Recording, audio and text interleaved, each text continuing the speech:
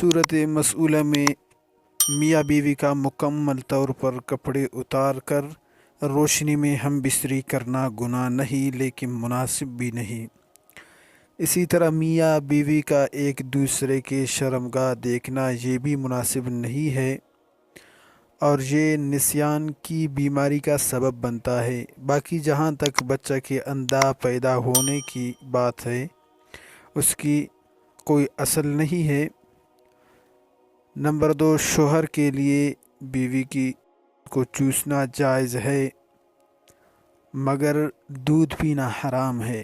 اگر منہ میں دودھ آ جائے تو اسے فوراً تھوک دیا جائے۔ اگر منہ میں دودھ آنے کا احتمال ہو تو ایسا نہیں کرنا چاہیے۔